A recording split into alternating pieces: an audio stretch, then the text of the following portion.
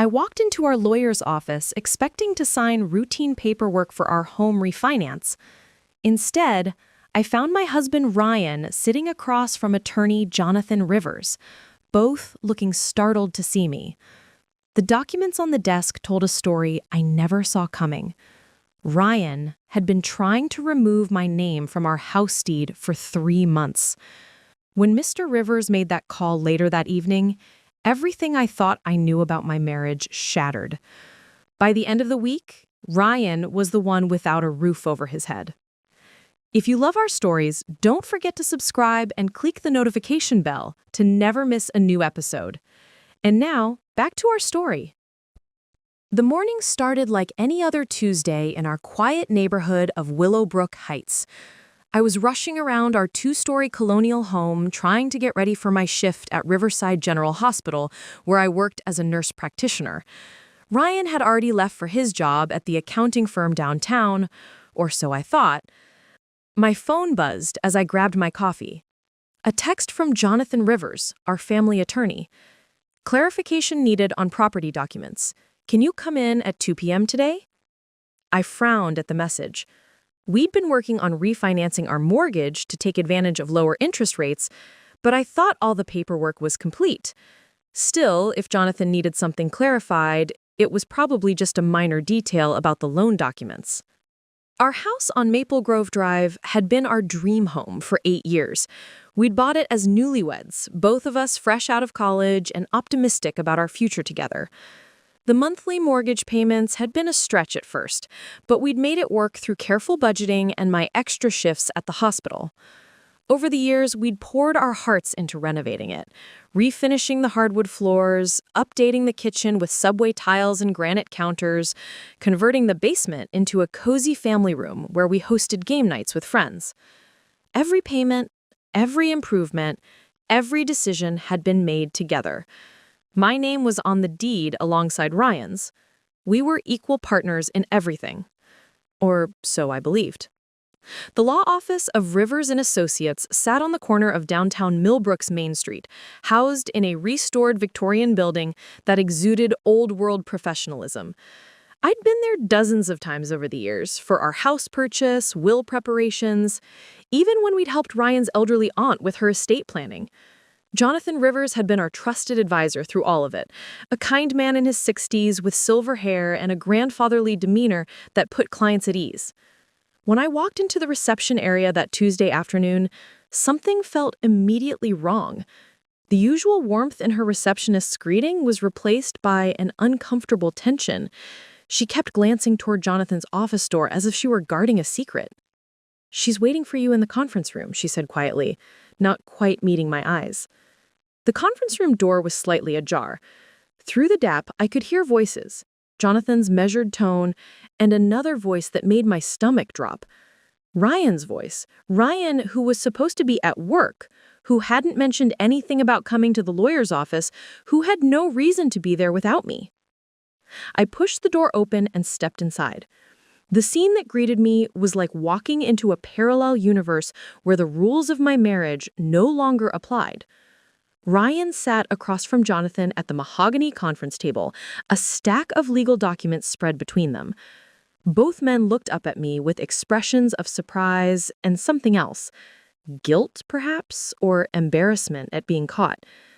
"Natalie, what are you doing here?" Ryan said, his voice strained. "Jonathan asked me to come in," I replied, my eyes moving from my husband to our lawyer. "The question is, what are you doing here? I thought you had client meetings all afternoon." An uncomfortable silence filled the room. Jonathan cleared his throat and gestured to the empty chair beside me. "Perhaps you should sit down, Mrs. Campbell." That's when I noticed the documents more clearly. At the top of the pile, I could see the familiar letterhead of our mortgage company, but the papers weren't about refinancing rates or loan terms. They were property transfer documents. And in the section where both our names should be listed as current owners, someone had crossed out mine. My legs felt weak as I sank into the chair. "What is this?" Jonathan looked deeply uncomfortable, his usual confident demeanor replaced by visible distress.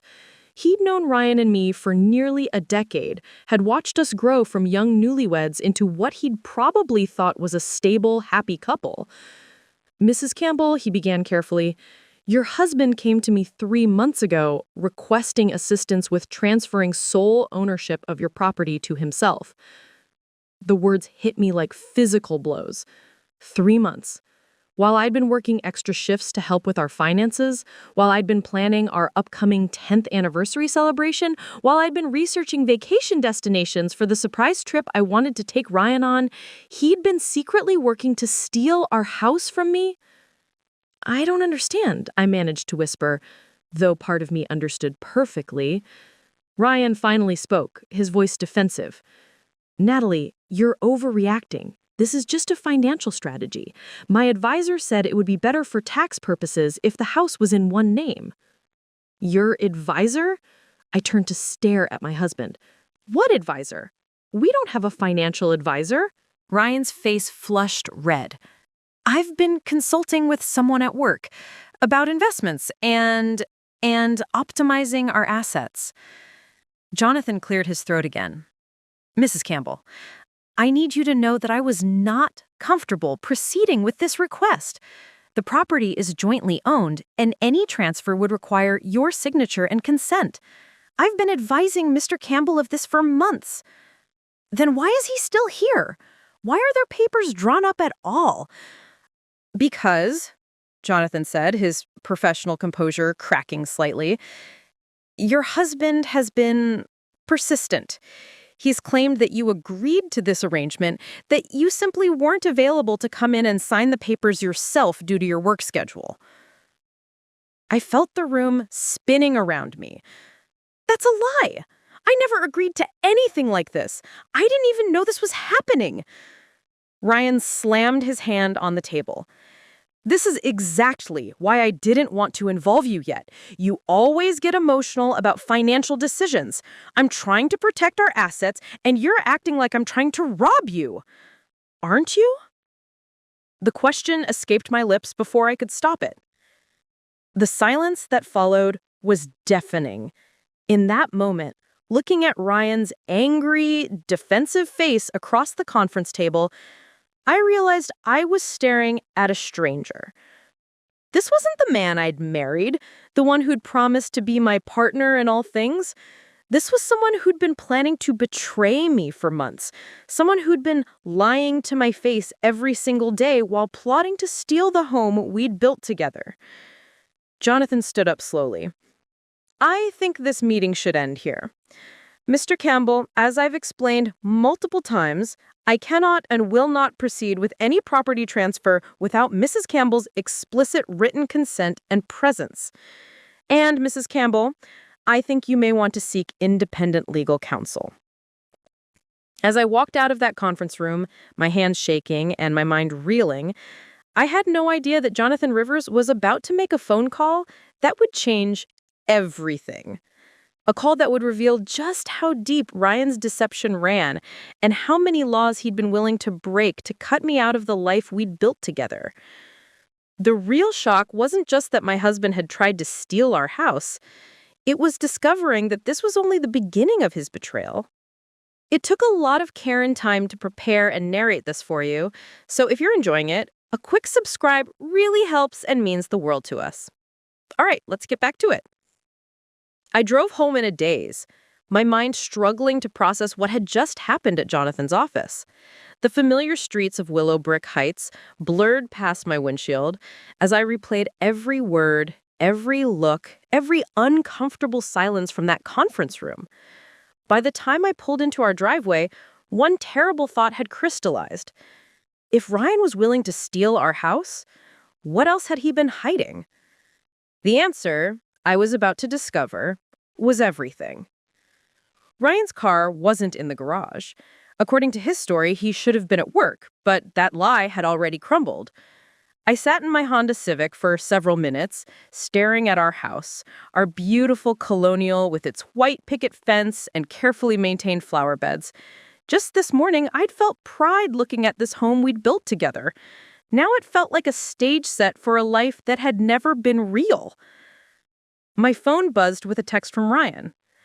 Had to run errands after the meeting. Home by 6. We need to talk. Errands. Even now, he was lying about where he was and what he was doing. I screenshotted the message, though I wasn't sure why. Some instinct told me I should start documenting everything. Inside the house, I felt like a detective investigating my own life. Everything looked the same. Our wedding photos on the mantelpiece, my nursing certificates hanging in the hallway, the throw pillows I had carefully selected to match our couch. But knowing what I now knew, I began to see things differently. The stack of mail on Ryan's desk in our home office was always off limits. Just boring work stuff, he'd always said when I'd offered to help organize it. Now I wondered what he'd been hiding. His laptop was password protected, something that had never bothered me before. We'd always trusted each other with everything. Or at least, I had trusted him. I started in our bedroom, not sure what I was looking for, but knowing I needed to look. In Ryan's nightstand drawer, beneath old charging cables and expired coupons, I found a business card for Pinnacle Financial Consulting with a woman's name, Veronica Sterling, Senior Investment Advisor. This must be the advisor Ryan had mentioned.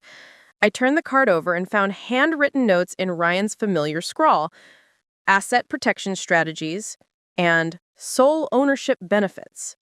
And most chilling, timeline, 6 to 8 weeks. 6 to 8 weeks? This wasn't a recent decision or a spontaneous financial strategy. This had been a calculated, long-term plan. My hand shaking, I called the number on the card.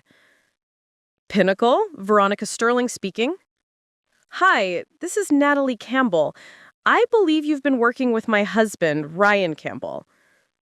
There was a brief pause. Oh, yes! Mrs. Campbell! Ryan's told me so much about you. How can I help you today? I was hoping you could explain this asset protection strategy you've been discussing with Ryan, the one involving our house.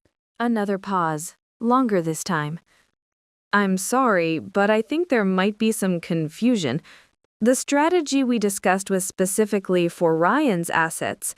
He mentioned that you weren't involved in the financial planning. My blood turned cold. What do you mean, Ryan's assets? We're married. We own everything jointly. Well, yes, currently, Veronica said, sounding increasingly uncomfortable. But Ryan explained that you'd agreed to transfer ownership of the property to him for tax optimization purposes. He said you weren't interested in the financial details. That's not true. I never agreed to anything like that. The silence on the other end of the line stretched uncomfortably long.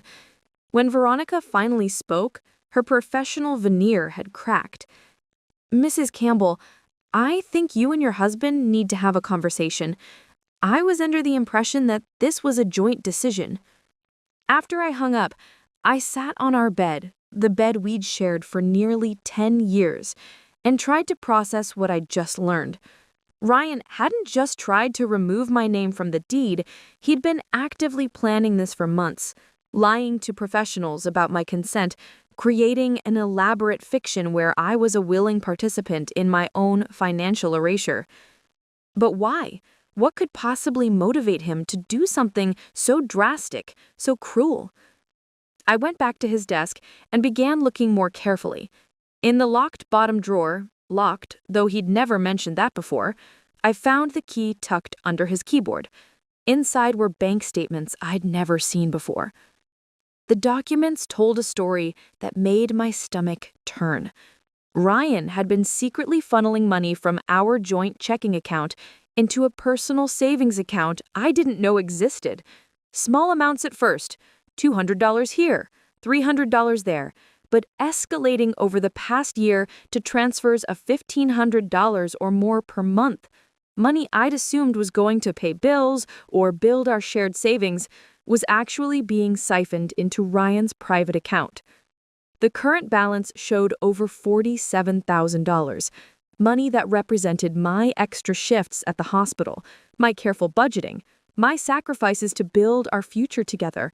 all secretly diverted to fund whatever Ryan was really planning. But the bank statements weren't the worst discovery. Beneath them was a folder labeled New Beginnings that contained printouts of apartment listings in Clearwater, a city 3 hours away. All the listings were for one-bedroom apartments. The dates on the printouts went back 4 months. 4 months ago, Ryan had started planning to leave me. 4 months ago, while I was working extra shifts to help with our finances, while I was planning our anniversary celebration, while I was researching vacation destinations to surprise him, he was researching apartments where he could start a new life without me. My phone rang, startling me out of my shocked contemplation. The caller ID showed Jonathan Rivers. "Natalie," he said without preamble. "I'm glad you answered. I've been thinking about this afternoon, and there's something you need to know." "What is it?" "After you left, Ryan tried to convince me to proceed with the property transfer anyway. He claimed you were being emotional and that you'd calm down and agree once you had time to think. He even offered to bring in documents supposedly showing your previous consent." I closed my eyes, feeling sick. Documents that don't exist. Exactly. Natalie, in 30 years of practice, I've seen a lot of messy situations, but what your husband is attempting crosses serious legal lines. This isn't just marital discord, this is attempted fraud. Fraud. The word hung in the air between us like a verdict. "There's more," Jonathan continued. "I did some checking after you left. Ryan has been calling my office repeatedly over the past 3 months, sometimes claiming to represent both of you, sometimes saying you were out of town or too busy to come in. He's been increasingly aggressive about pushing this through." "Jonathan, what should I do?" "First, document everything, every conversation, every piece of evidence you can find. Second, protect your financial accounts. If he's willing to steal the house, he might be willing to empty your bank accounts too. And third," he paused. "Third, you need to understand that this level of deception suggests something bigger is going on. People don't usually go to these lengths unless they have a compelling reason." After hanging up, I sat in Ryan's office chair, surrounded by the evidence of his betrayal, and tried to imagine what that compelling reason might be. The apartment listings suggested he was planning to leave, but why not just ask for a divorce? Why the elaborate scheme to steal the house first? Then I remembered something Veronica had said. Ryan's assets. Not our assets or the family's assets. Ryan's assets. As if he'd been training himself and others to think of our shared life as his personal property. My phone buzzed with another text from Ryan. "Running late. Home by 7. Order pizza for dinner?" The casual normalcy of the message felt obscene. He was asking me to order pizza while sitting on evidence that he'd been systematically stealing from me and planning to abandon me. The disconnect between his text and reality was so complete that I almost laughed. Instead, I took a photo of the message, added it to the growing collection of screenshots and documents I was gathering. If Jonathan was right about needing to document everything, I was going to be thorough. At 6:45, I heard Ryan's car in the driveway. I quickly returned everything to its original position and went to the living room, trying to appear normal while my heart pounded against my ribs. When he walked through the door, I studied his face carefully, looking for signs of guilt or anxiety. Instead, Ryan looked irritated. "We need to talk," he said, without even greeting me, dropping his briefcase by the door with more force than necessary. "Yes," I agreed, "we do." But as I looked at my husband of 10 years, this man who had spent months plotting to steal my home, my security, and my future, I realized that the conversation he wanted to have was very different from the one I was prepared for. Ryan thought he was coming home to manage an inconvenient situation, to smooth over a temporary obstacle to his plans. He had no idea that his wife had spent the afternoon uncovering the full scope of his deception. He had no idea that everything was about to change. Ryan stood in our living room, his jaw set in that familiar, stubborn expression I'd seen countless times over the years.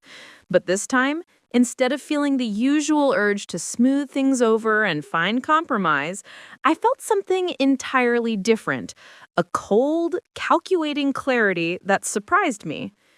"Sit down, Ryan," I said, gesturing to the armchair across from where I sat on the couch. "Let's talk." He remained standing, clearly intending to maintain the advantage of height and authority. "Look, Natalie, I know you're upset about this afternoon, but you're blowing this way out of proportion. The house thing is just paperwork. It doesn't change anything between us." "Doesn't it?" I pulled out my phone and opened the photos I'd taken of his secret bank statements. "Then explain this." The color drained from Ryan's face as he recognized his own financial documents on my screen. For a moment, his carefully constructed facade cracked, and I saw something I'd never seen before: fear. "You went through my private papers?" he said, but his voice had lost its commanding edge. "Your private papers? Ryan, we're married. We don't have private papers when it comes to finances. Or at least I thought we didn't." I swiped to the next photo. $47,000. Money that came from our joint account, our shared income, my extra shifts at the hospital. All funneled into an account I didn't know existed. Ryan sank into the armchair, his defiance replaced by something that might have been resignation. "It's not what you think," he said. "Then tell me what it is. Explain to me why you've been stealing from our marriage for over a year. Explain why you've been looking at one-bedroom apartments in Clearwater. Explain why you told a financial advisor that I had agreed to sign over our house when you know that's a lie." Each accusation hit him like a physical blow. Ryan put his head in his hands, and for a moment, I almost felt sorry for him. Almost. "There's someone else, isn't there?" I said quietly. The silence stretched between us until it became an answer in itself. "Her name is Cassandra. She works at Pinnacle Financial. We've been together for 8 months." 8 months? I did the math quickly. That meant their affair had started around the time Ryan began his secret financial planning. This wasn't just adultery. It was a coordinated exit strategy.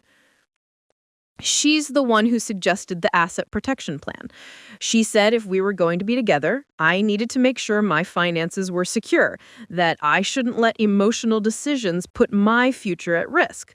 Emotional decisions? I repeated, my voice dangerously calm. "You mean, like, honoring my marriage vows? Like treating my wife as an equal partner rather than an obstacle to overcome?" "It wasn't supposed to happen like this," Ryan said, and I could hear genuine distress in his voice. "Cassandra and we were just colleagues at first, but she understood my ambitions in ways that in ways that you don't," I finished. "Because I'm just a nurse who works nights and weekends to help support our life together. Because I don't have a finance degree or expensive suits or whatever impressed you about your girlfriend. That's not fair."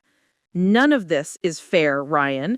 But let me ask you something. When were you planning to tell me?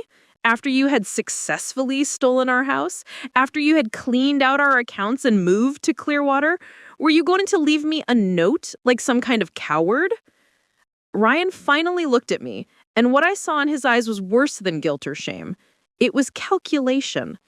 Even now, caught red-handed with evidence of his betrayal spread before us, he was still trying to figure out how to minimize the damage to himself. "I want a divorce," he said simply.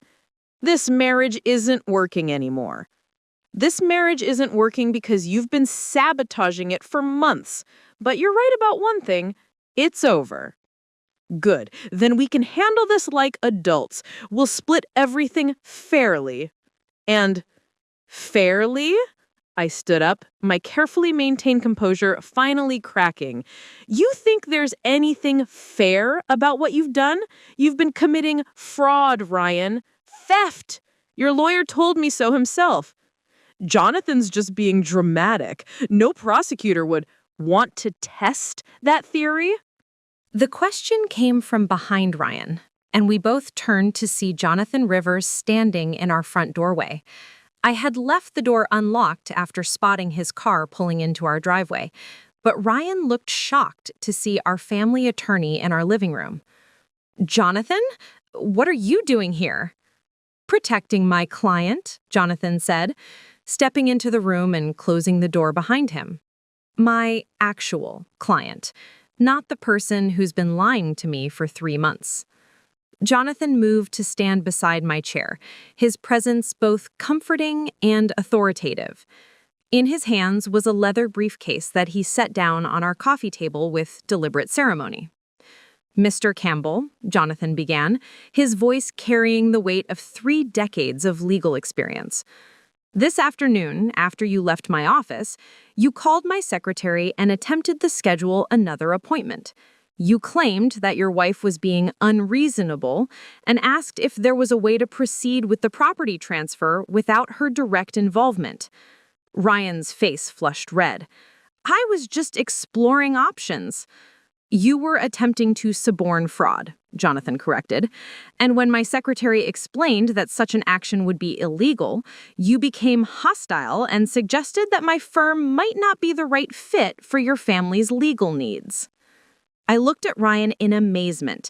Even after being caught, even after I'd confronted him with evidence, he'd continued trying to find ways to steal our house. "That's when I decided to make some phone calls," Jonathan continued.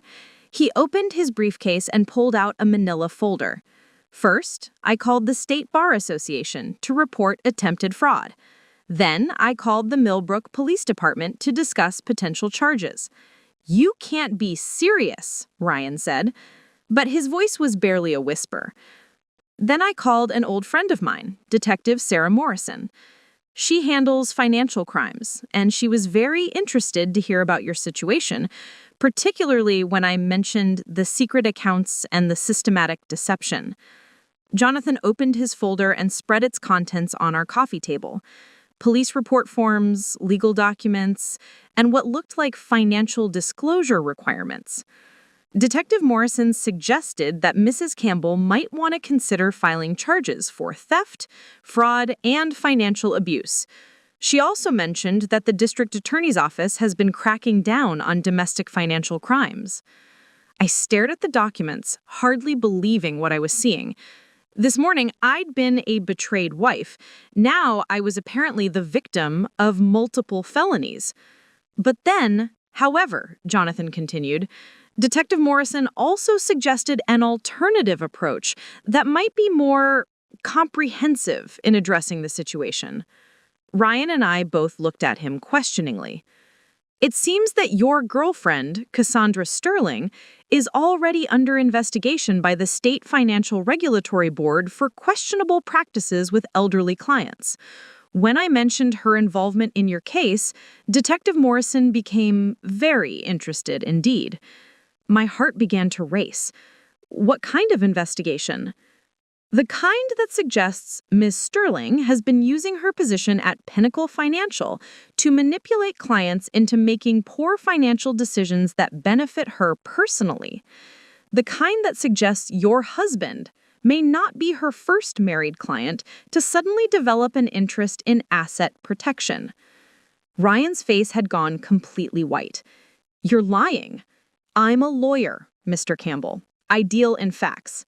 Jonathan pulled out another document. "Here's a copy of the complaint filed against Ms. Sterling 6 weeks ago. 3 different clients claim she convinced them to hide assets from their spouses in preparation for divorce proceedings. One of those clients is now facing federal charges for tax evasion."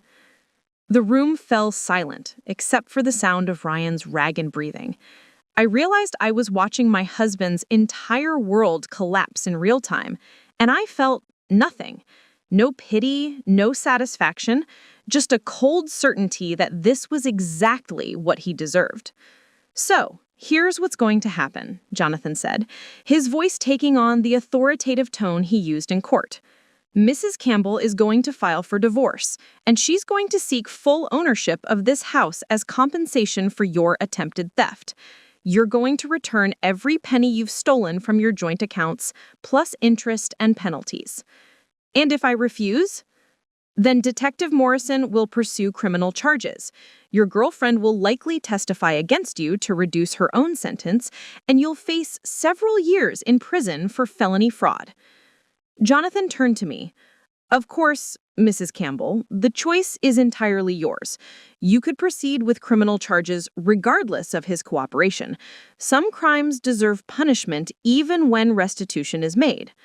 I looked at Ryan, this man I'd married, this stranger who'd spent months plotting against me, and realized that I finally held all the cards. I need time to think, I said. Of course, Jonathan began packing his documents back into his briefcase. Detective Morrison is expecting to hear from you within 48 hours about how you'd like to proceed. In the meantime, Mr. Campbell, I strongly suggest you consult with your own attorney, and I suggest you do it quickly. After Jonathan left, Ryan and I sat in silence for several minutes. Finally, he spoke. Natalie, we can work this out. We don't need lawyers and police. We can handle this ourselves. I looked at him and smiled. The first genuine smile I'd felt all day. No, Ryan, we can't work this out. Because there is no we anymore. There hasn't been for months, apparently. I stood up. You're going to pack your things and leave tonight. You can stay at Cassandra's place, assuming she's not in jail yet. You can't kick me out of my own house. Actually, I can. Because as of this moment, this house belongs to me. You forfeited any claim to it when you tried to steal it. I walked toward the stairs. I'm going upstairs to take a shower. When I come down, I expect you to be gone. What about my things? My clothes? Pack what you can carry. You can come back for the rest when you have a court order or a police escort. As I climbed the stairs, I heard Ryan's voice behind me, desperate now. Please, Natalie, don't do this. I love you. I made a mistake, but I love you. I paused at the top of the stairs and looked down at him. No, Ryan, you loved what I could provide you. You loved having a wife who worked extra shifts to support your ambitions. You loved having someone to manage your household while you planned your escape, but you never loved me. That's not true. If you'd loved me, you'd have asked for a divorce instead of trying to rob me. If you'd loved me, you'd have been honest about your girlfriend instead of making me feel like I was going crazy for noticing your distance. If you'd loved me, you wouldn't have spent months plotting to leave me homeless and penniless while you started a new life with someone else. I turned and walked into our bedroom, my bedroom now, and closed the door. Through the window, I could see Jonathan's car still parked in our driveway. He was waiting to make sure Ryan actually left, I realized, making sure I was safe. For the first time in hours, I felt something like peace. I wasn't alone in this fight anymore. I had an ally who understood exactly what Ryan had tried to do to me, and who had the power to make sure he faced consequences for his actions. In the morning, I would call Detective Morrison and decide how far to pursue criminal charges. But tonight, I was going to reclaim my house, my life, and my future.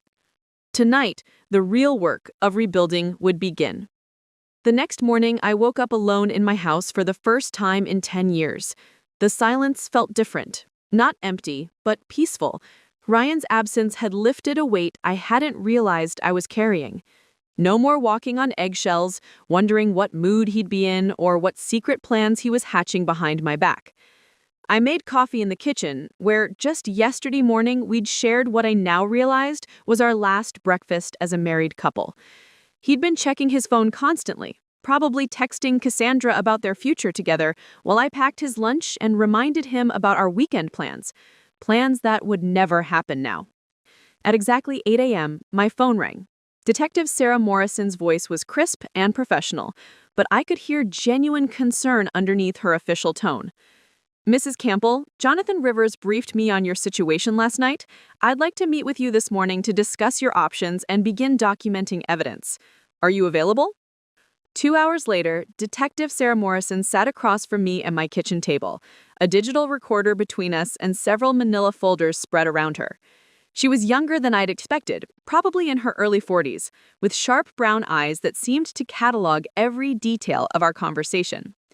"Financial abuse cases like yours are more common than people realize," she said, opening her notepad. "What makes your situation particularly serious is the systematic nature of the deception and the involvement of a licensed financial professional." She pulled out a thick folder labeled Sterling, Cassandra, Investigation File. "Your husband's girlfriend has been on our radar for 6 months. We have 3 other victims who've come forward with similar stories. Married clients who were convinced to hide assets from their spouses, always with the same pattern of romantic involvement." I stared at the folder, my stomach turning. So I'm not the first wife she's done this to? The youngest, actually.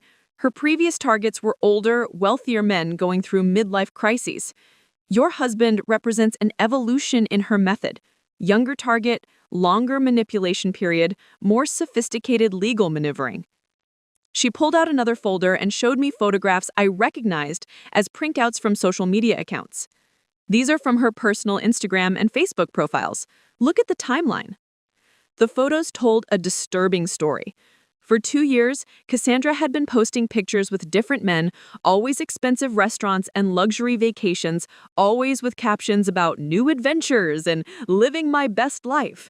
In several photos, I could see expensive jewelry that seemed to change with each relationship. "This is her business model," Detective Morrison explained. "She identifies vulnerable married men through her work at Pinnacle Financial, seduces them, convinces them to hide assets, then disappears once the divorce is finalized and she has access to their money." "But Ryan isn't divorced yet. Why would she run this scam before securing the money?" "Because she got greedy. Our investigation into her previous victims scared her, so she accelerated her timeline.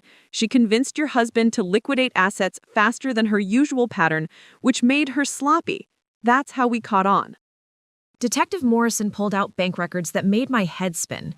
In the past 6 months, Cassandra has received gifts totaling over $200,000 from various clients. Jewelry, cash deposits, even a car. All from married men she was supposedly helping with financial planning. The scope of the operation was staggering. This wasn't just an affair or even simple theft. It was organized fraud on a massive scale. What happened to her other victims? 2 are divorced and essentially bankrupted. 1 attempted suicide when he realized what had happened. That's when his family contacted us. Her expression hardened. "This woman destroys lives professionally, Mrs. Campbell. Your husband may think he's in love, but he's just her latest mark." I thought about Ryan's desperation last night, his claims that he loved me and wanted to work things out. Had he already realized he was being manipulated, or was he still under Cassandra's spell?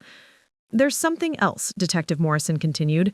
She pulled out a transcript of phone calls. "We've been monitoring Cassandra's communications since the investigation began. Yesterday, after your confrontation, your husband called her in a panic." She handed me the transcript, and I read Ryan's side of the conversation with growing amazement. "Ryan, she knows about the house and the money. Jonathan brought in the police." "Cassandra, calm down. These things happen. We just need to accelerate our timeline." "Accelerate? Sarah, I could go to prison. They're talking about fraud charges." "Prison? Don't be dramatic. Worst case, you pay some fines and we start fresh in California instead of Florida." "California? I thought we were moving to Clearwater." "Plans change, baby. The important thing is that you secure those assets before your wife can freeze them." I looked up at Detective Morrison. He still doesn't realize she's been playing him. The psychological manipulation in these cases is sophisticated. She's convinced him that this is all normal relationship behavior, that wives commonly try to trap their husbands financially during divorce proceedings. She's reframed her criminal behavior as romantic rescue. Detective Morrison's phone buzzed, and she glanced at it. "That's actually perfect timing.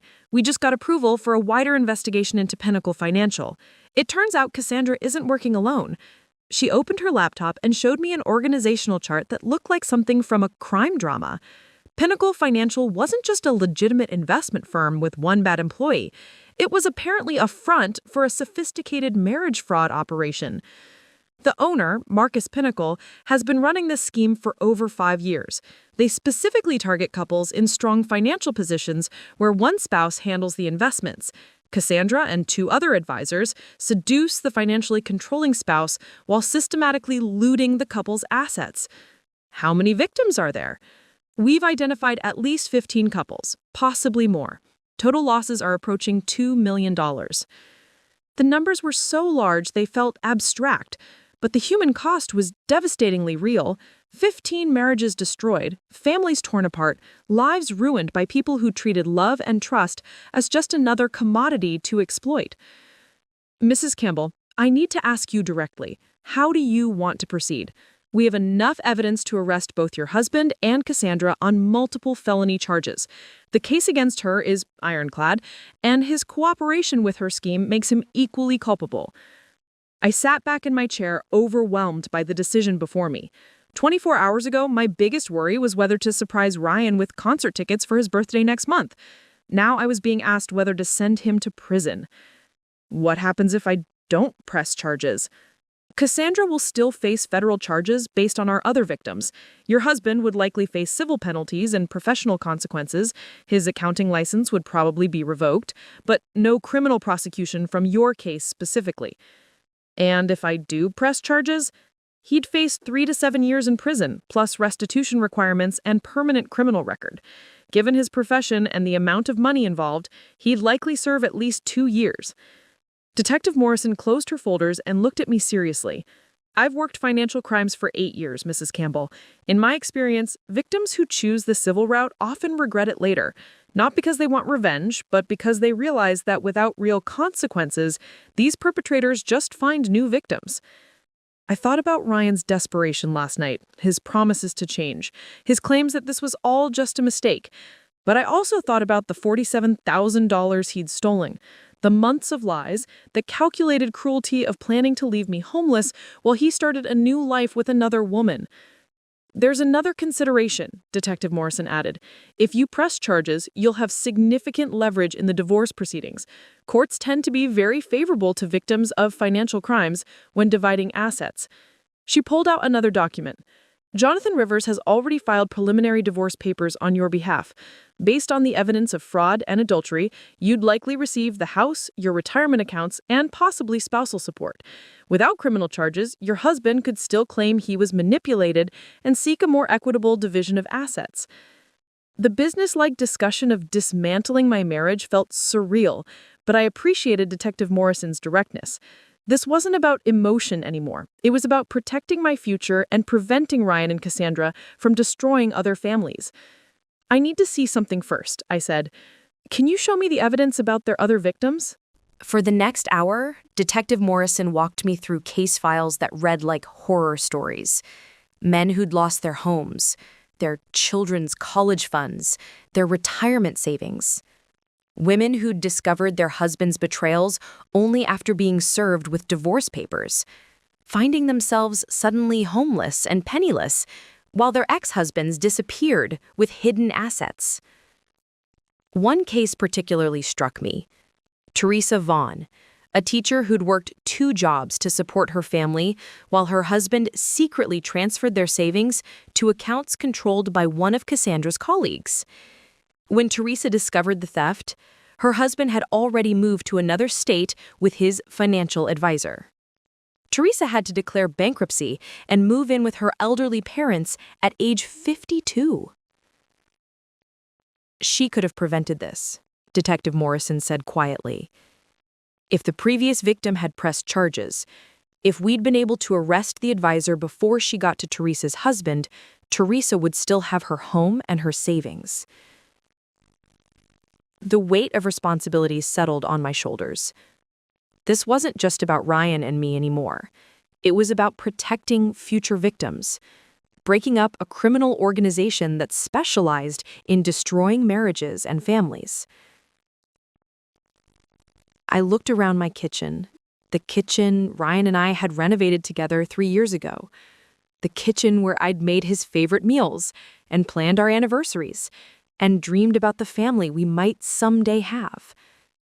All of that was gone now, destroyed by his greed and Cassandra's manipulation. But this house was still mine. My career was still intact. My future was still possible. "I want to press charges," I said. "Full criminal prosecution for both of them." Detective Morrison nodded approvingly. "I think you're making the right choice. I'll need you to come to the station this afternoon to give a formal statement. We'll also need access to all your financial records and any communications you have with your husband."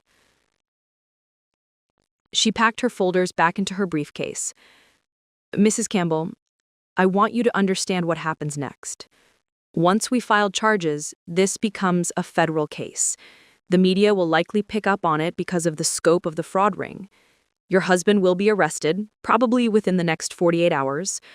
Are you prepared for that level of publicity?" I thought about my colleagues at the hospital, my friends, my neighbors, the shame of having my private life exposed, of being known as the woman whose husband tried to steal her house. But then I thought about Teresa Vaughn and the other victims, about the families that could still be saved if we stopped this criminal organization now. "I'm prepared," I said. As Detective Morrison left, she handed me her card. "Call me anytime, day or night, if you need anything, or if your husband tries to contact you. We'll have officers do regular drive-bys to make sure you feel safe." After she drove away, I sat in my silent house and tried to process everything I'd learned. In 24 hours, I'd gone from betrayed wife to key witness in a federal fraud investigation. The man I'd married was facing prison time, and the life I'd built was completely destroyed. But this house was still mine. My career was still intact. My future was still possible. The plan Detective Morrison outlined was both elegant and ruthless.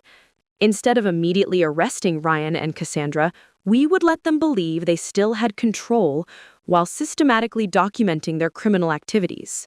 Every phone call, every text message, every financial transaction would be monitored and recorded, building an unshakable case against the entire fraud ring. "Your husband is going to contact you," Detective Morrison had explained during our strategy session at the police station. "He's desperate now, and desperate people make mistakes.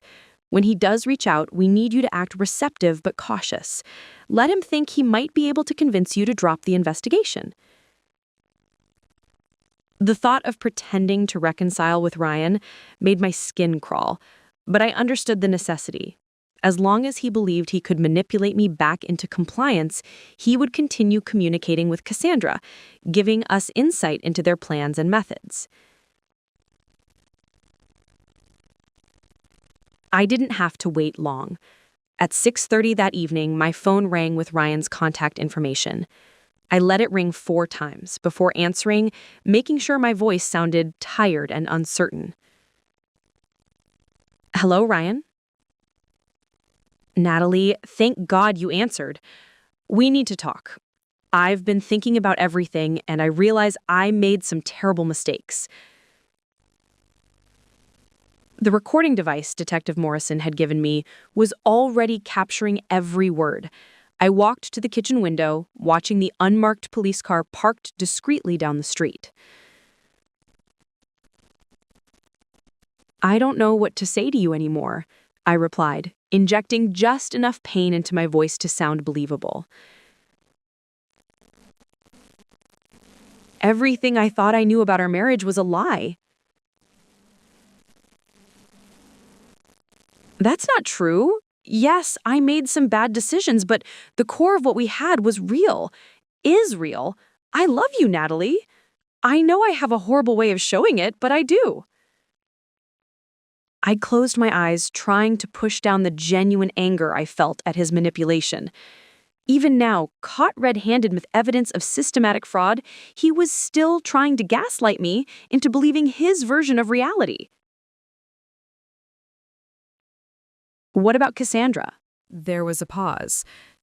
That was a mistake. A huge mistake. She took advantage of me when I was confused about our relationship. She made me think that our marriage was falling apart anyway, that I needed to protect myself financially.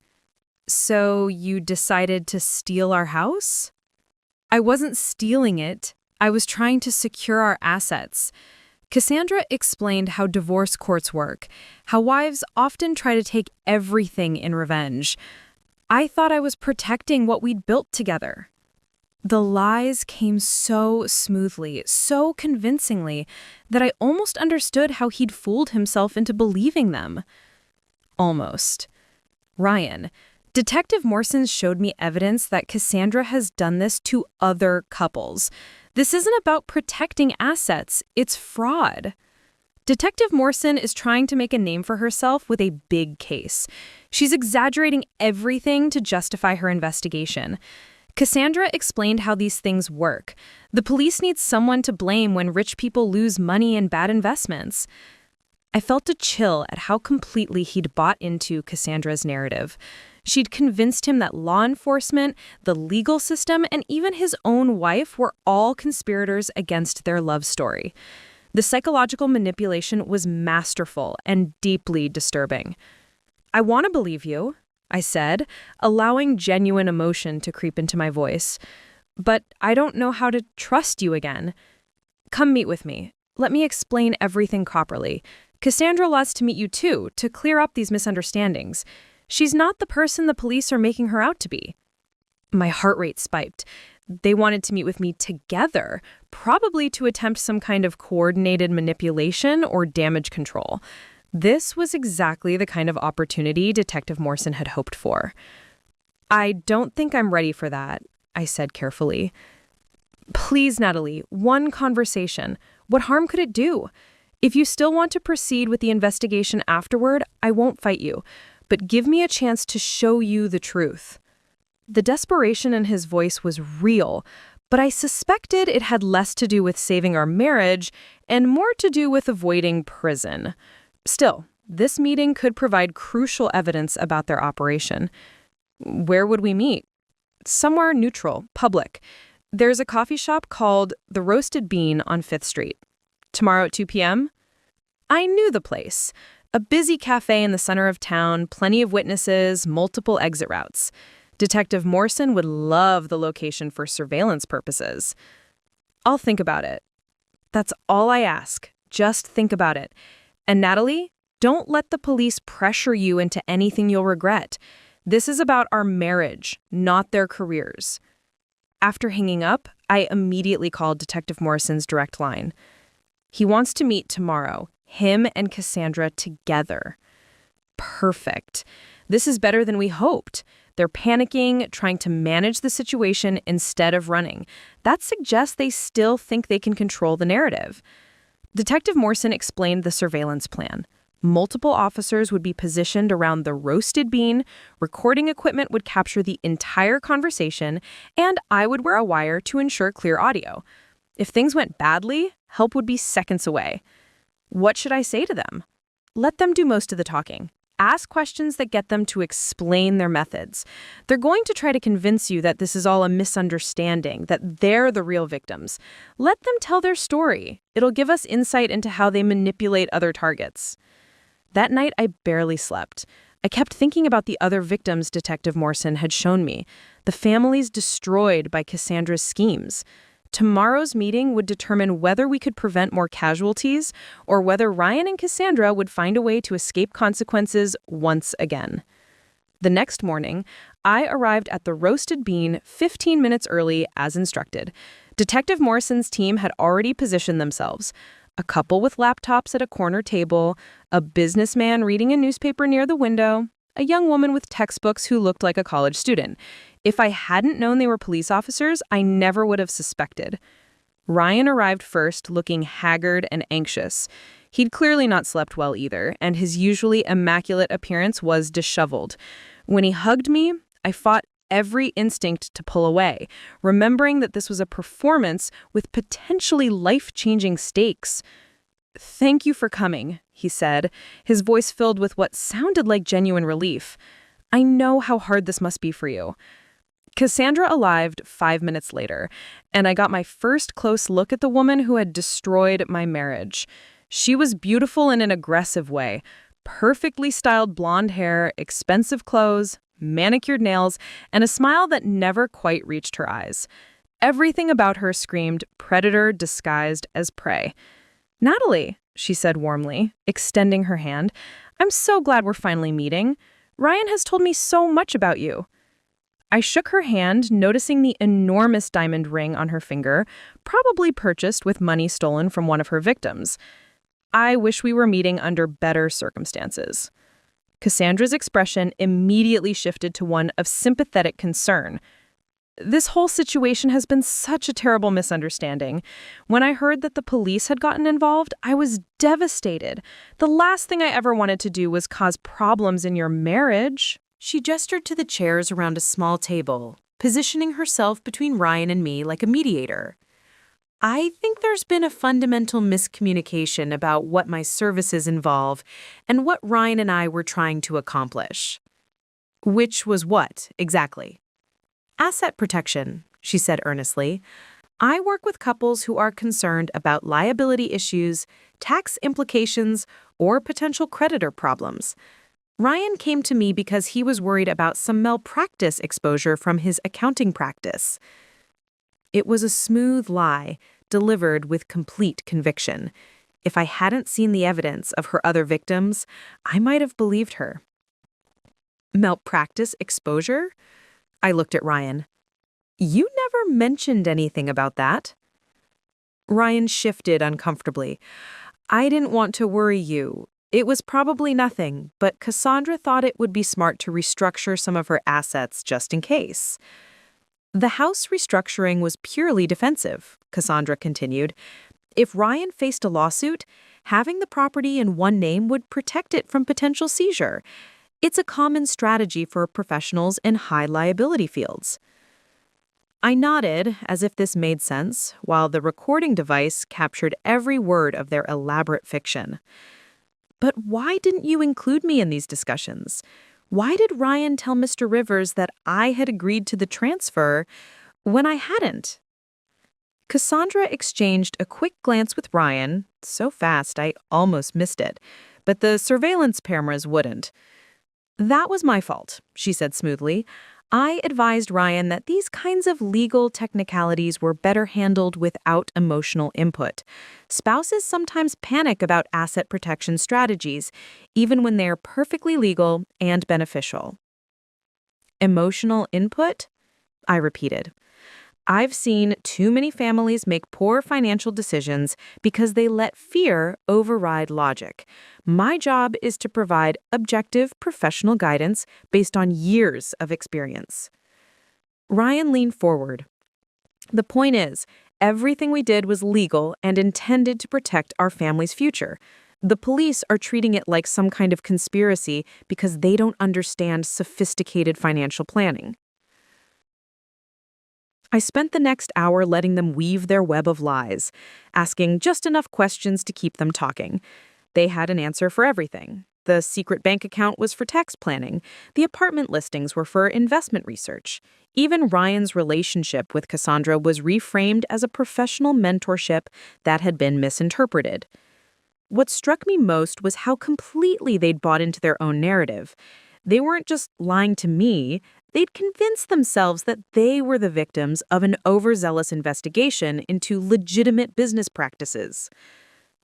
"So what happens now?" I asked as our meeting wound down. Cassandra reached across the table and patted my hand. "Now you call Detective Morrison and explain that this has all been a misunderstanding. Tell her that your husband was following professional financial advice and that you don't wish to pursue charges. And if I do that, then we put this behind us and focus on rebuilding your marriage. I know I made mistakes in how I handled this, but the important thing is that we love each other." As I left the roasted bean, I felt sick to my stomach. Not from nerves about the performance I'd just given, but from witnessing the casual cruelty of their manipulation. They had looked me in the eye and lied about everything while asking me to trust them with my future. An hour later, I was back at the police station reviewing the recordings with Detective Morrison's team. Outstanding work, she said after we'd listened to the entire conversation. They essentially confessed to running a financial fraud scheme while trying to convince you it was legitimate business practices. What happens next? Now we have enough evidence to arrest them both. The recorded admissions, combined with the financial records and victim testimonies, make this an airtight case. Detective Morrison looked at me seriously. Mrs. Tamble, I want you to understand that once we make these arrests, there's no going back. Your husband will likely spend the next several years in prison. Are you absolutely certain you want to proceed? I thought about Ryan's desperate promises, his claims that he still loved me, his plea to trust him one more time. Then I thought about the systematic lies, the stolen money, the months of psychological manipulation, and the other families whose lives had been destroyed by this same scheme. I'm certain, I said. Do it. Within 6 hours, both Ryan and Cassandra were in custody. The local news picked up the story that evening. Local accounting firm employee arrested in marriage fraud scheme. By morning, it would be national news as the full scope of the Pinnacle financial investigation became public. I turned off my phone and sat in my quiet house, processing the fact that my husband was spending the night in jail. Tomorrow, the real consequences of our choices would begin to unfold. But tonight, for the first time in months, I felt completely safe in my own home. The media circus began at dawn. I woke to the sound of car doors slamming and voices outside my bedroom window. When I peered through the blinds, I saw 3 news vans parked on Maple Grove Drive, their satellite dishes extended like mechanical flowers reaching toward the sky. Reporters with perfectly styled hair and serious expressions stood on my front lawn, speaking into cameras while gesturing towards my house. I pulled the blinds shut and reached for my phone, which had been buzzing incessantly since 6 a.m. 43 missed calls, over 100 text messages, and countless social media notifications. My private life had become public property overnight. Detective Morrison had warned me this would happen, but the reality was more overwhelming than I'd imagined. Among the messages were supportive notes from friends and colleagues, but also cruel comments from strangers who'd somehow gotten my number. Gold digger, one text read. Hope you're happy destroying your husband's life, another said. You'll get what's coming to you. The irony wasn't lost on me. I was being blamed for my husband's crimes by people who knew nothing about the situation. But what bothered me more than the stranger's cruelty was a message from Ryan's sister, Lisa. How could you do this to our family? Ryan made a mistake, but prison? This is vindictive and cruel. Even his family saw me as the villain in this story, not understanding that Ryan had spent months systematically stealing from me while planning to abandon me for another woman. The narrative had somehow shifted to paint me as the aggressor and Ryan as the victim of my unreasonable response to his mistakes. At 8 a.m., Jonathan Rivers called. Natalie, don't answer your door or your phone unless you recognize the number. I've already had 3 reporters call my office asking for comments about your case. What should I do? Nothing. Say nothing. Detective Morrison's team is handling media relations through the district attorney's office. Any statement we make could potentially impact the criminal case. I spent the morning trapped in my own home, watching through windows as reporters interviewed my neighbors and strangers speculated about my marriage on television. Mrs. Henderson from across the street, who I'd barely spoken to in 8 years, was telling Channel 7 News that she'd always suspected something wasn't right with that couple. Around noon, my supervisor from Riverside General called. Natalie, I need you to know that the hospital administration is supportive, but we're getting calls from reporters asking about your employment status. I think it might be best if you took some administrative leave until this settles down. Administrative leave. The words hit me like a physical blow. I was losing my job, not officially, but practically, because my husband had committed crimes. The ripple effects of his choices were destroying every aspect of the life I'd built. An hour later, Detective Morrison arrived through my back door, having navigated the reporters by parking in the alley behind my house. "How are you holding up?" she asked, settling into my kitchen chair with a steaming cup of coffee. "I feel like I'm being punished for being a victim," I admitted. "The news is making it sound like I orchestrated some kind of revenge scheme against my loving husband." That's unfortunately normal in cases like this. The public has trouble understanding financial abuse because it's not as visible as physical violence. People assume that if someone was really being victimized, they would have known about it sooner. Detective Morrison pulled out her tablet and showed me the latest developments. The good news is that our case is getting stronger by the hour. Cassandra's arrest yesterday triggered an avalanche of new victims coming forward. We now have testimony from 22 different families across 4 states. The scope was staggering. 22 families destroyed by the same criminal organization that had targeted mine. Each story followed a similar pattern: trusted financial advisor, gradual manipulation, affair with the controlling spouse, systematic theft of marital assets, and, ultimately, abandoned families left with nothing. There's something else, Detective Morrison continued. During Cassandra's arrest yesterday, she tried to claim that Ryan was the mastermind of the operation.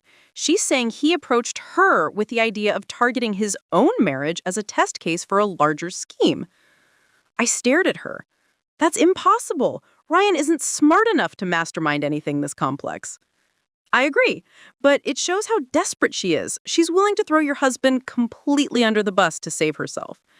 That kind of betrayal often breaks these criminal partnerships apart. As if summoned by our conversation, my phone rang with a call from the county jail. I looked at Detective Morrison, who nodded encouragingly. "Accept the call, but remember that everything is being recorded."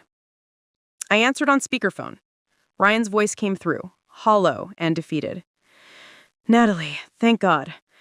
They're saying I might not get bail. They're treating me like some kind of criminal mastermind." "You are a criminal, Ryan. You stole our money and tried to steal our house. It wasn't supposed to happen like this. Cassandra said everything would be legal, that we were just protecting assets. Now she's telling the police that I was the one who came up with the whole plan." The desperation in his voice was real, but so was his continued refusal to take responsibility. Even facing prison, he was still portraying himself as Cassandra's victim rather than acknowledging his role in victimizing me. "The prosecutor wants me to testify against Cassandra. They're saying it might reduce my sentence if I cooperate fully." What are you going to do? I don't know. Part of me still... I thought I loved her, Natalie. I thought she loved me. But now I realized she was just using me the whole time. The painful irony of that statement hung in the air. Ryan was finally understanding what it felt like to be manipulated and betrayed by someone he trusted, but he still couldn't seem to grasp that he'd done the exact same thing to me. "She convinced me that you didn't really love me anymore," he said quietly. "She said that you were just staying married for financial security, that you'd try to take everything in a divorce. She made me believe that protecting myself was the smart thing to do. So you decided to steal from me instead of just asking for a divorce? I was going to tell you eventually. The plan was to secure the assets first, then explain everything. Cassandra said that way we could have an amicable separation without lawyers and fighting. By leaving me homeless and penniless while you started a new life with her?" A long silence. Then, "When you put it like that, it sounds horrible." It was horrible, Ryan. It is horrible. And it's not just me. You helped her do this to 21 other families. 21 other families? His voice was barely a whisper. Couples just like us. People who trusted their spouses and financial advisors. People whose lives were destroyed so that Cassandra could buy jewelry and take expensive vacations. I could hear Ryan crying on the other end of the line. Whether from genuine remorse or self-pity, I couldn't tell. "Natalie, is there any way? Can we fix this? Can we find a way through this together?" The question I'd been dreading. Part of me, a very small part, still remembered the man I'd fallen in love with 10 years ago. The Ryan who had brought me coffee in bed on Sunday mornings, who had held my hand during my father's funeral, and who had once promised to love and protect me no matter what happened. But that man either never existed or had been gradually replaced by someone capable of systematic deception and betrayal. The Ryan on the phone wasn't asking for genuine reconciliation. He was asking me to minimize his consequences and help him rebuild his life after he deliberately destroyed mine. No, Ryan, we can't fix this. What you did to me, to us, to all those other families, that's not something you fix. That's something you face consequences for. So you're really going to let them send me to prison? I'm not sending you anywhere. Your choices sent you there. After hanging up, I sat with Detective Morrison in my kitchen, processing the conversation and its implications. That call helped our case significantly. His admissions about Cassandra's manipulation tactics and his acknowledgement of participating in criminal activities will be crucial evidence. What happens next? Both of their lawyers will try to negotiate plea deals. Ryan's attorney will probably argue that he was manipulated by Cassandra and deserves leniency. Cassandra's lawyer will claim that Ryan was the real mastermind and she was just following his instructions. What do you think will actually happen? Detective Morrison closed her tablet and looked at me seriously. I think they're both going to prison, but probably for different lengths of time. Cassandra has a longer criminal history and was clearly the leader of this operation. Ryan was a willing participant, but he was also genuinely manipulated to some degree. That afternoon, the story took another dramatic turn.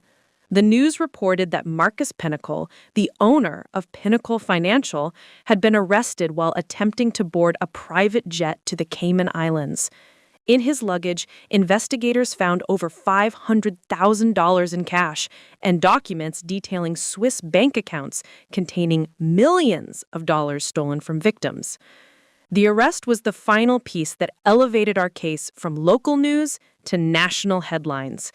Marriage fraud mini mastermind captured during escape attempt, read the breaking news banner on CNN.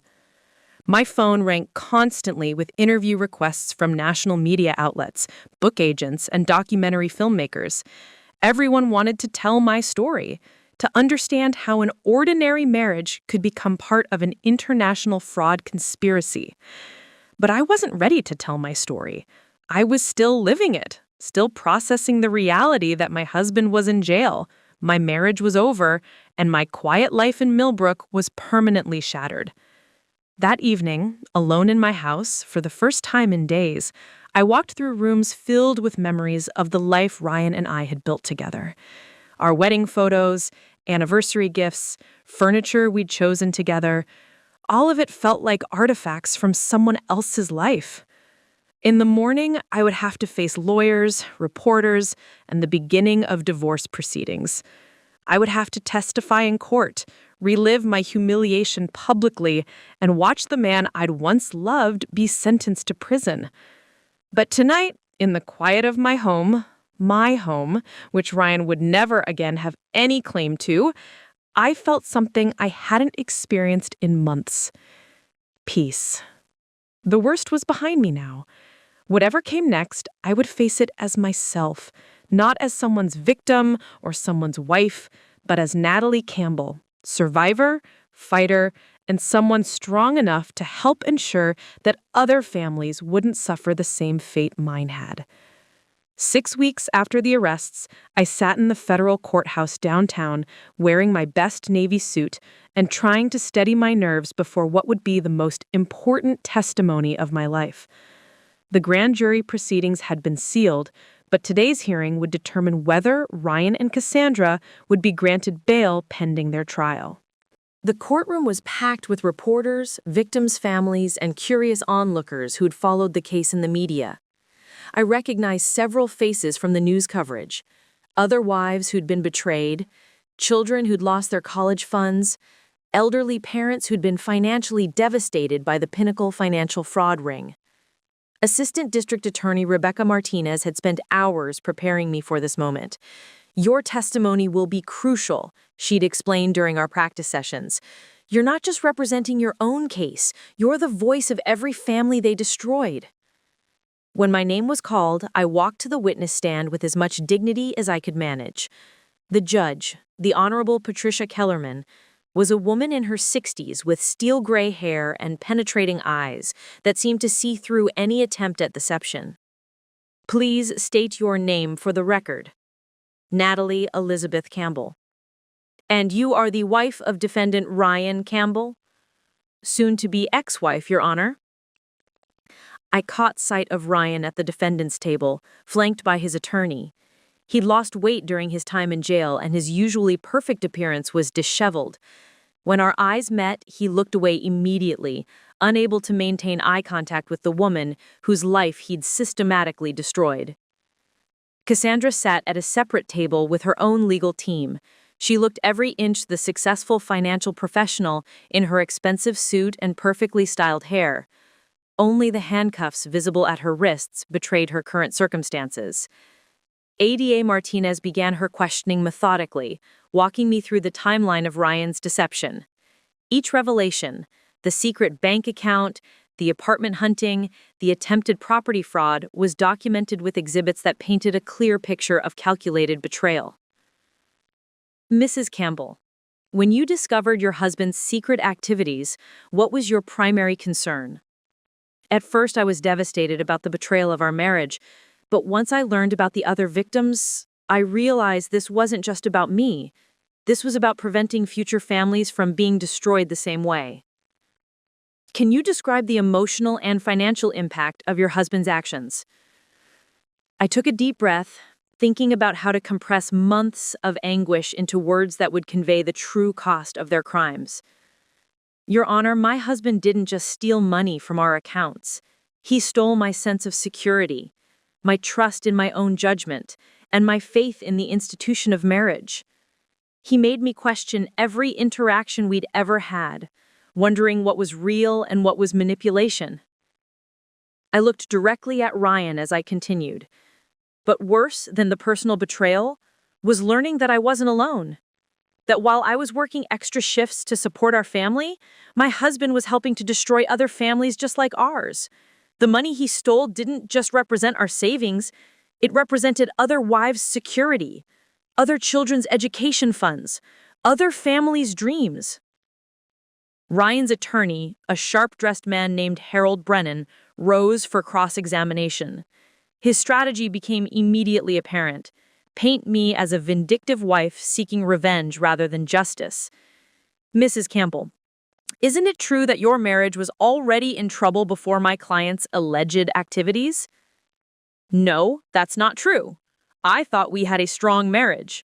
I was wrong, that was because your client was deliberately deceiving me." "But you've admitted to working excessive hours at the hospital, often leaving your husband alone in the evenings. Isn't it possible that your neglect of the relationship contributed to his seeking companionship elsewhere?" I felt a flash of anger but kept my voice steady. "Are you suggesting that working to support our family justified your client's criminal behavior?" "I'm suggesting that marriages are complex, and that perhaps your husband's actions were more about emotional needs than criminal intent." "Mr. Brennan, emotional needs don't explain the systematic theft of $47,000 from our joint accounts. They don't explain his attempts to remove my name from our house deed without my knowledge. And they certainly don't explain his participation in a fraud scheme that victimized 22 other families." Judge Kellerman intervened. "Mr. Brennan, unless you have evidence that marital discord justifies financial fraud, I suggest you move on to more relevant questioning."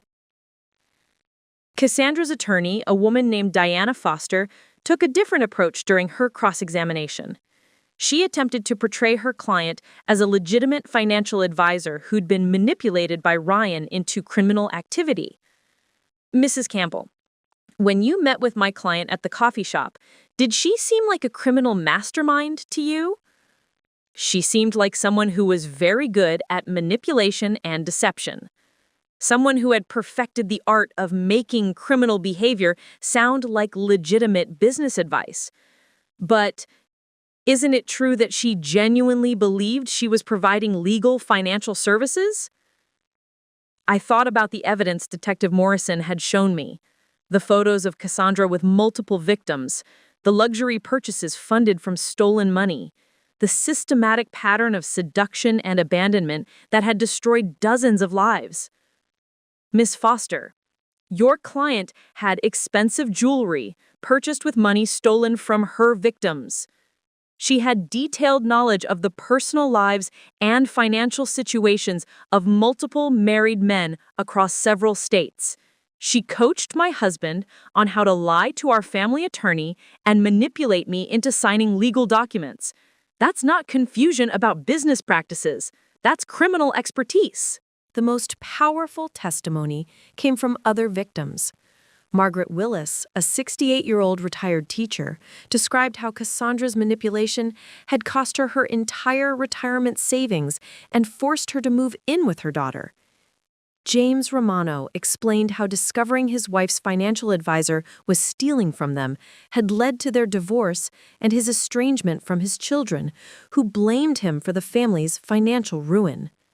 Dr. Patricia Henley, a forensic psychologist, testified about the sophisticated manipulation techniques used by financial predators like Cassandra. These individuals are experts at identifying vulnerable points in relationships and exploiting them for financial gain. They don't just steal money, they destroy the psychological foundation of trust that marriages are built on. When the prosecution rested, both defense teams made their arguments for bail. Ryan's attorney argued that his client was a first-time offender who had been manipulated by Cassandra and posed no flight risk. Cassandra's attorney claimed her client was a respected financial professional with deep community ties who deserved the presumption of innocence. ADA Martinez's response was devastating. Your Honor, the defendants are asking this court to ignore the systematic nature of their crimes and the devastating impact on their victims. Mr. Campbell wasn't a confused husband making poor decisions. He was an active participant in a criminal conspiracy that spanned multiple states and destroyed dozens of families. Miss Sterling wasn't a misguided financial advisor. She was the architect of a sophisticated fraud scheme that specifically targeted married couples for maximum psychological and financial damage. She gestured to the gallery filled with victims and their families. These people trusted the defendants with their most precious assets, not just their money, but their marriages, their children's futures, and their retirement security. That trust was systematically betrayed for personal profit. The prosecution has evidence that Miss Sterling has access to offshore accounts containing stolen funds.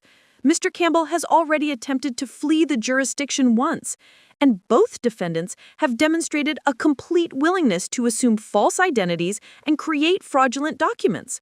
Releasing them on bail would send a message that white-collar crime targeting families is somehow less serious than other forms of theft. Judge Kellerman took a 15-minute recess to consider the arguments. When she returned, her expression was grave. This court has reviewed extensive evidence of a sophisticated criminal enterprise that specifically targeted the most fundamental relationships in our society. The defendants didn't just steal money. They weaponized trust, love, and marriage itself for criminal purposes. She looked directly at Ryan and Cassandra. The evidence suggests that both defendants were willing participants in a scheme designed to maximize psychological trauma while concealing criminal activity. The systematic nature of these crimes, combined with evidence of flight risk and access to hidden assets, makes bail inappropriate. Bail is denied for both defendants. Trial is scheduled to begin in 90 days. The courtroom erupted in applause from the victims' families. I felt a profound sense of relief, not celebration, but the satisfaction of knowing that justice was being served. Ryan and Cassandra would remain in custody until their trial, unable to harm more families or flee to avoid consequences. As I gathered my belongings, Ryan's sister Lisa approached me in the hallway. Her face was tear-stained and angry. "I hope you're satisfied. You've destroyed our family completely. Ryan made mistakes, but he didn't deserve this." I looked at her with genuine sadness. "Lisa, your brother didn't make mistakes. He committed crimes. Against me, against dozens of other families, against the institution of marriage itself. I'm sorry that hurts your family, but pretending it's anything less than what it was doesn't help anyone. He loved you." "No, he didn't. If he'd loved me, he would have asked for a divorce instead of trying to rob me. If he'd loved me, he wouldn't have spent months planning to leave me homeless while he started a new life with someone else. What your brother did to me wasn't love. It was calculated cruelty." Walking out of the courthouse that afternoon, I was approached by Detective Morrison, who had been monitoring the proceedings. "How are you feeling?" she asked.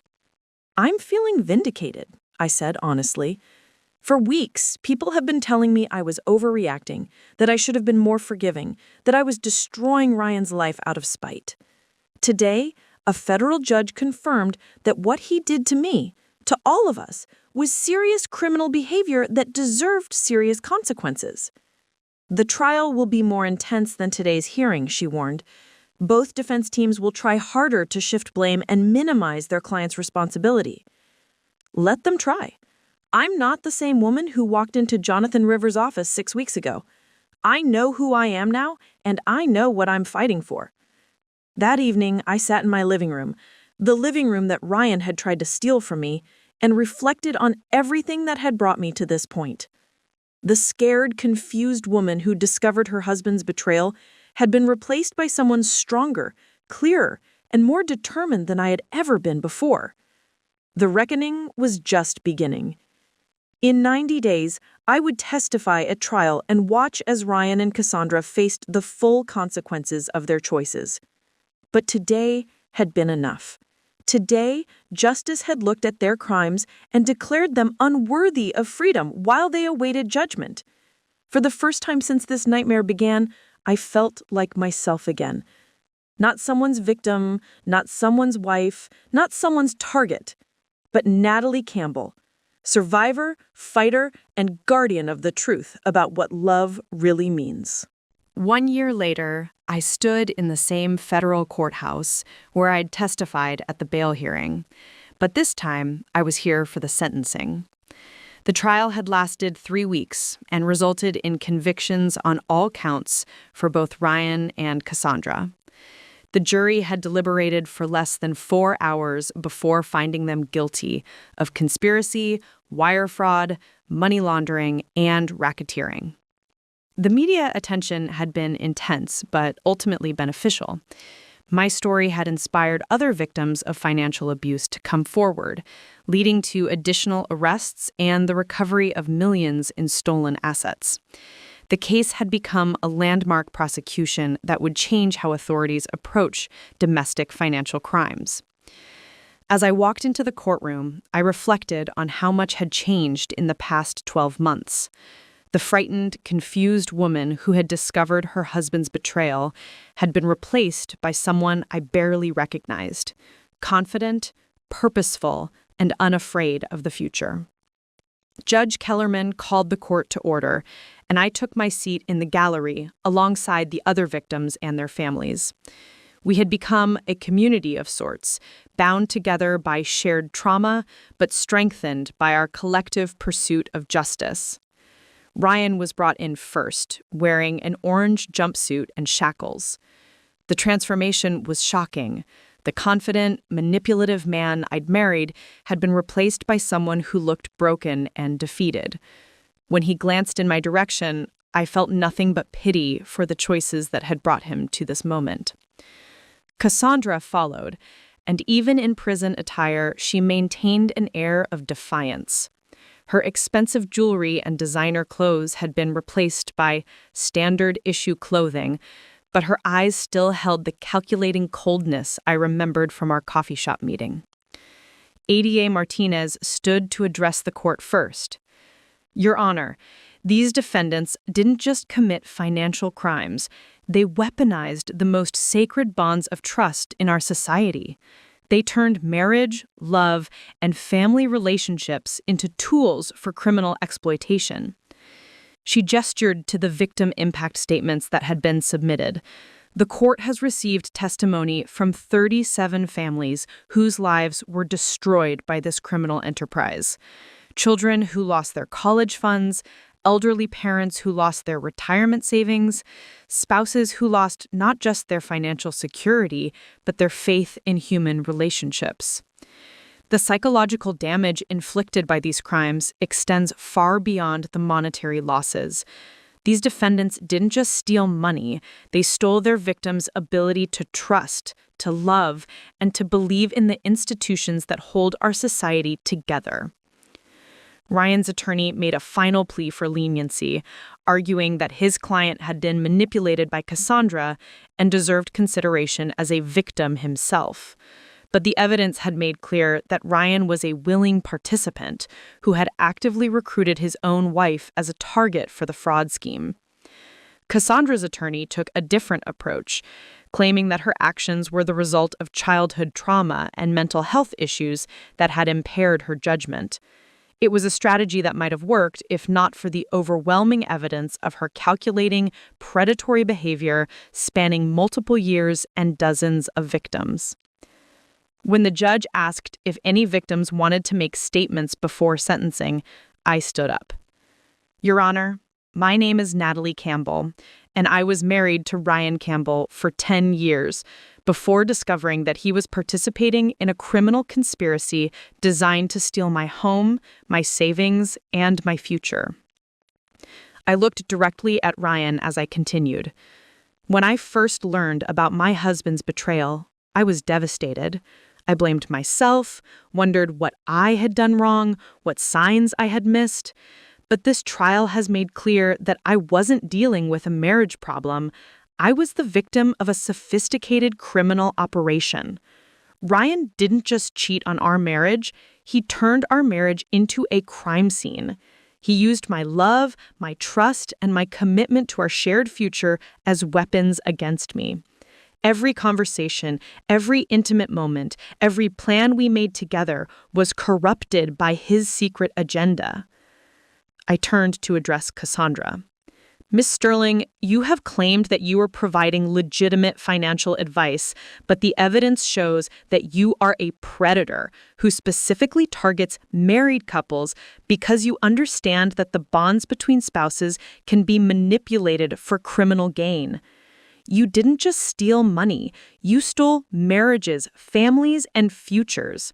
You took the most beautiful parts of human relationships and turned them into tools for criminal exploitation. Finally, I addressed the judge. Your Honor, I'm not here today seeking revenge. I'm here seeking justice, not just for myself, but for every family that has been destroyed by financial predators who hide behind the facade of professional services. These defendants have shown no genuine remorse, no understanding of the devastation they've caused, and no indication that they wouldn't continue these crimes if given the opportunity. The sentences you impose today will send a message about how our society values the institutions of marriage, family, and trust that these defendants have systematically attacked. When I finished speaking, the courtroom was silent except for the quiet sobbing of other victims who recognized their own stories in my words. Judge Kellerman took a recess before announcing her sentencing decisions. When court resumed, her expression was grave. The court has considered the arguments of counsel, the evidence presented at trial, and the victim impact statements submitted in this case. The crimes committed by these defendants represent a profound betrayal of the trust that is fundamental to both professional relationships and marriage. She looked at Cassandra first. Miss Sterling, you orchestrated a criminal enterprise that specifically targeted the most sacred relationships in our society. You turned professional expertise into a weapon against families, and you showed no mercy for the children, elderly parents, and spouses whose lives you destroyed in pursuit of personal profit. The court sentences you to 12 years in federal prison, followed by 5 years of supervised release.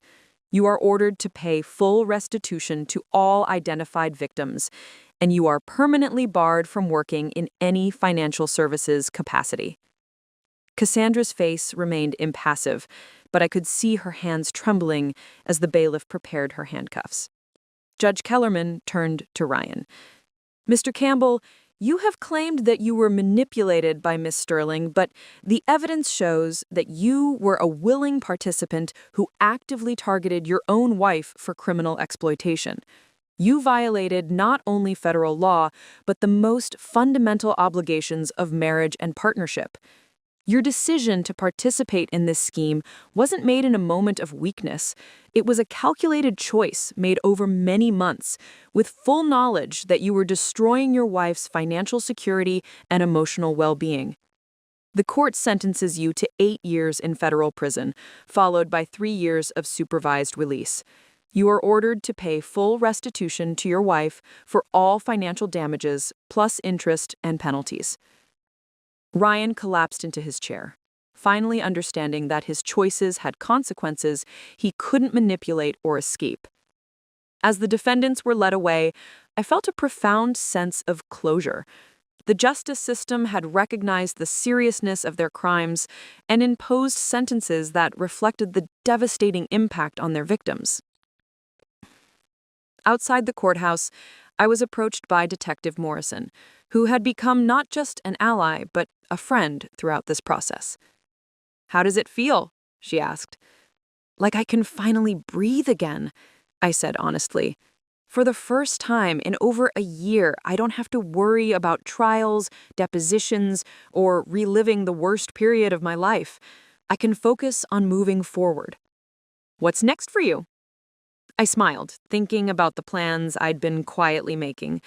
"I'm starting a nonprofit organization to help victims of financial abuse. The case has shown me how many people need support navigating the legal system and rebuilding their lives after this kind of betrayal." "The Natalie Campbell Foundation?" "Actually, I'm calling it Reclaimed Lives. It's not about me. It's about helping people reclaim their futures after someone tried to steal them." 6 months later, Reclaimed Lives had helped over 50 families navigate financial abuse cases and recover stolen assets. I'd testified before Congress about the need for stronger laws protecting victims of domestic financial crimes, and my story had been featured in a documentary that educated millions about the warning signs of financial predators. The house on Maple Grove Drive had been sold, and I'd moved to a smaller place across town that felt truly mine. The divorce had been finalized with a settlement that acknowledged Ryan's criminal behavior and awarded me full compensation for his theft. I had learned to trust again, not blindly, but wisely. I was dating someone new, a kind and honest man who understood my story and respected my strength. We took things slowly, building a relationship based on transparency and mutual respect, rather than the manipulation and deception that had characterized my marriage. One evening, as I worked late in my home office on a case for Reclaimed Lives, my phone rang. The caller ID showed the county jail. Ryan was calling, probably hoping for one last chance to manipulate me into helping with his appeal or supporting his early release application. I stared at the phone for a moment, then declined the call and blocked the number. That chapter of my life was over.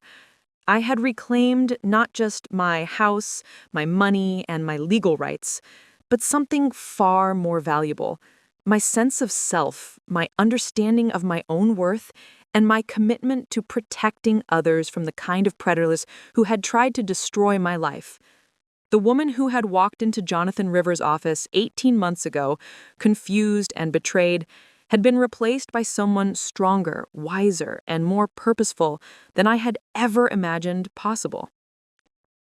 The criminal conspiracy that had targeted me had ultimately become the catalyst for my own transformation and my mission to help others reclaim their lives from those who sought to steal them. Justice had been served, but more importantly, justice had been transformed into something larger, a commitment to ensuring that other families would never have to endure what mine had. In trying to destroy me, Ryan and Cassandra had instead created their most formidable opponent, a woman who understood their methods, recognized their lies, and possessed the strength and knowledge to fight back effectively. I had not just survived their attack on my life, I had emerged from it with a clarity of purpose that would define the rest of my future. They had tried to steal everything from me, but in the end they had given me something far more valuable: the knowledge of who I really was and what I was truly capable of achieving. The transformation was complete, and the real work of living, truly living, could finally begin. Coming up next, you'll see 2 more stories we hand-picked for you. If this one struck a chord, you're going to love what's next. Tap to keep the journey going.